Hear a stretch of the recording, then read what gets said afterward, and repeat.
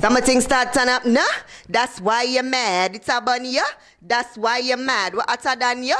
That's why you're mad. Cause your bad mind bad. And that's why you're mad. Boom shots to the world and you don't know it's a girl Tifa representing. All who not like that can go chuck off now the ocean. Boom, but don't talk. I'm not take back the chat Tifa to the world. I hope you don't mind, because we were having this conversation off camera, and like we were talking about, like, I broke my foot and stuff, and then you were telling me about how many times you've had surgery on your legs, and I kind of asked you to hold back not to tell me, because I just don't know why, and now I'm really curious. I don't know, probably because you're used to it. Like everybody, most people know are like used to it. But if you notice, I don't walk like the regular people. I have like a little cute wine walk. Like, I don't know if you thought I was putting it on, but no. What happened was when my mom was 6 months pregnant, she got stung by a scorpion in her navel, right where it is. So the poison from the scorpion poisoned her, poisoned me. She couldn't eat for the rest of her pregnancy. She basically had lockjaw. She drank what we here call surgeries for the rest of her pregnancy.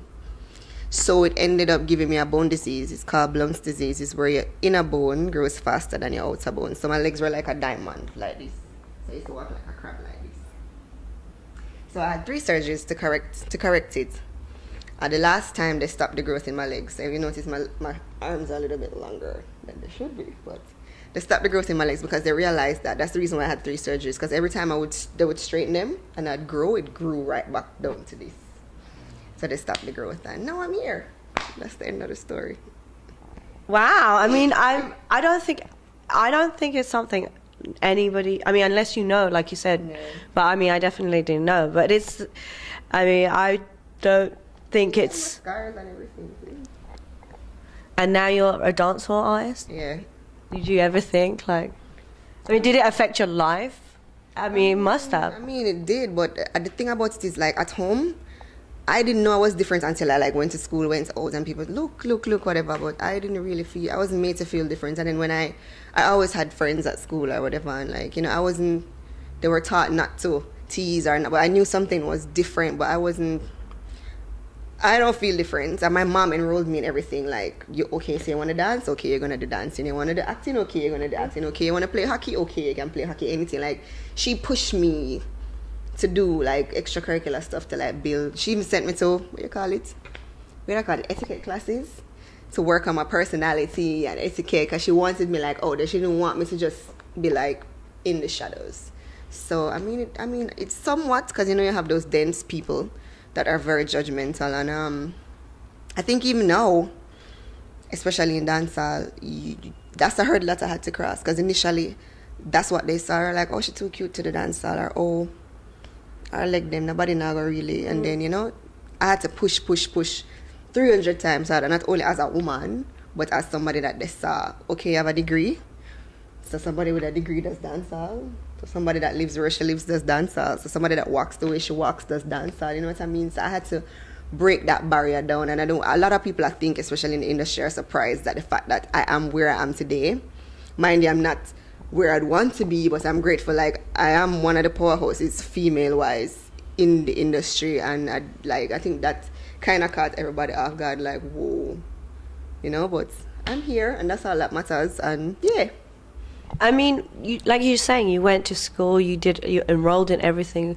I mean, it's an unusual background for a dancehall artist, because the typical thing that you think of dancehall is very street, and it's very male dominated, and you know, so how did you even just get into that whole thing? Well, the thing about my life is that it's weird, and I think this is one of the things that sets me apart from other dancehall artists, is that 95% of dancehall artists, if that percentage is correct, come from humble beginnings, right? But I do have that uptown, downtown, you know, the ghetto life, as well as, because my mother worked her ass off. Can I say ass? My mother worked her ass off to have everything that she has, and I'm her only child, so she's going to provide everything possible. You know what I mean? The best schools, the best.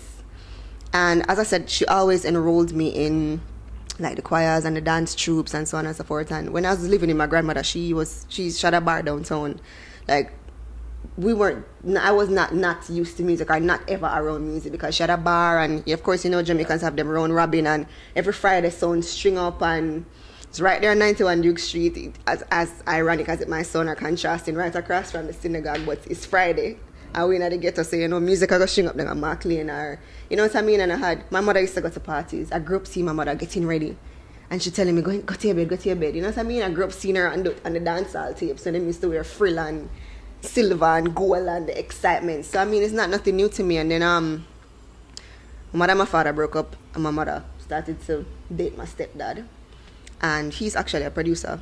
So, he's actually responsible for bringing Lady Saw, the queen of dancehall, to you all. Along with her, you know, she, whatever, but he was the main manager, producer that brought you guys Lady Saw. So growing up, I grew up around music and coming home and seeing different entertainers, different personalities on my veranda coming from school, or me wanting to come home and can't come home because mommy at Tough Gang or Dynamics pressing records. Yes, not that young, but I'm not that old. But anyway, pressing records, or you know what I mean? So I grew up around it. I grew up seeing her, you know, late night studio, her cooking food and carrying to the studio. So I wasn't, it's not like, it's almost innate or inevitable then, because it was always around me. And then I had the gift of singing. I didn't know I could DJ till after, but I had the gift of singing and performing.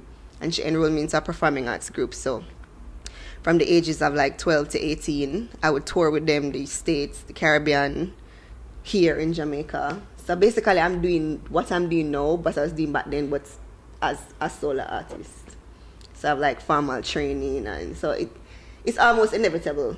But the deal was, you're my one girl picnic, you have to go college. You don't care what you do after that, you have to go college. So I'm like, okay, so that's how I ended up. Yeah. But I mean, are you glad you're a dancehall artist? Can you imagine not being music? What would you have done? No offense to anybody, but I'm happy I'm not doing a 9 to 5. I tried it one summer, I hated it because all I wanted to do was party. But yeah, I'm happy I'm not. It's a privilege. Even with all of the negatives, it is a privilege because I feel I'm blessed to do a job where it's something that I love. A lot of people work to pay bills, just to pay bills. They hate their jobs. They hate getting up in the morning. They hate what they do, but they do it because, and I have gotten the opportunity to do something that I love and get paid for it. So, I mean, you're not mad at yourself? No. Let's talk about, talking about Mad, you just released a track with Spice, the collaboration, Why You're Mad. Why You're Mad, I'm assuming is just it's a fun song that sounds like, you know, a thing about girls being maybe jealous or envious, but what's the story behind the track? Well, basically, since 2011, of course, the more you progress, more people are going to take shots at you. Like a couple of other females, whether publicly or not publicly, have been taking shots at me. Because as I said, all of a sudden, where did this little Benfoot girl come from? You know, I dominate the place, and it's like, I chose to do a lot of whining songs. Because if you notice from last year till now, I've been doing a lot of whining songs. I did the Matey Wine, I did Dash Out, my reason for that was because I felt like I worked so hard to get to where I am, and I didn't want to give anybody anything to lash off or anybody to hype off my shine. You know what I mean? So I was like, you know what? Let me just stray. Let me just do some fun, happy songs, some dancing songs, and forget about everybody else. And I've been dashing out and whining and doing all of these wonderful songs. And this year in particular, I came on a lot of heat. You know what I mean? This year they tried to test me. And I was doing the same thing. Conroy from Mushroom gave me the rhythm, and I was just like, sat there and I was listening to it, and it's if you listen to it, like road dogs growling in it, it's a very hard dancehall beat. And I sat there and I was just lying in the bed, and I was just like, all right, what am I going to put on this now? Been whining out 2011, whining out 2012, what am I going to put on this now? And I was just like, I'm a writer, and I don't see why I should limit myself because of other people. You know what I mean? If I write how I feel, so if this is how I feel now, this is what I should write. And then I sat there and it's like I got an epiphany, and I was just like, why is everybody so mad? You know what I mean? My work for everything is not like I slept with anybody to get to where I am. It's not like I had used my stepfather's name or stepfather's company for anybody to give me any leeway. It's not like I paid anybody if I worked my ass off. So why is everybody so mad? And that's the place where that song came from. And I feel that's why people identify with it so much, because it's truthful, and everybody, even if you're a man, probably if we didn't say girl or girl in it, the dudes would be in the club like, yeah, why you mad? You know what I mean? And B and Spice been wanting to collaborate from last year. We're supposed to collaborate from the Matrimony project. Due to other extraneous variables, it didn't happen.